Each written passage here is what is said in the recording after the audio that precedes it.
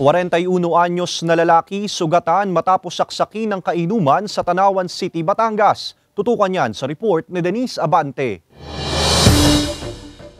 Sugat sa dibdib ang tinamo ng 41 anyos na si Noel Zamudio, residente ng Poblasyon 3, Tanawan City, Batangas matapos saksakin ng kainuman. Kinilala ang suspect na si Jose Marcelo, 23 anyos at residente rin ng kaparehong barangay. Ayon sa pulisya, nagkaroon ng alitan ng dalawa habang nagiinuman sa bahay ng isang kaibigan sa Poblasyon 3 sa parehong lungsod. Bali mama nangyari po, nagkakansawan po during drinking session po regarding po sa prangkisa po ng kanilang pinagbibiyayan po ng tricycle po, ma'am. Para nagkapikunan po sila hanggang sa umabot po sa ganung punto, ma'am, na saksakin si victim po. Agad dinala sa ospital ang biktima. Sa isinagawang follow-up operation ng pulisya na aresto ang suspect hindi kalayuan sa pinangyarihan ng insidente. Na-recover sa kanya ang nasa 11 pulgadang haba ng kutsilyo. Kasalukuyan ang nasa kustodiya ng Tanawan City Police Station ang suspect na nahaharap sa kaukulang kaso. Sinisika pa ng GMA Regional TV Balitang Southern Tagalog na makipag-ugnayan sa biktima at suspect para sa kanilang pahayag. Paalala naman ng pulisya sa publiko,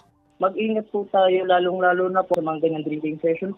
Kahit na po tayo ay mga magbabarkada, iwasan po natin yung mga biro na minsan ay hindi makakaganda para sa atin na para hindi pinagmumulan po ng init ng ulo. Denise Abante, Balitang Southern Tagalog.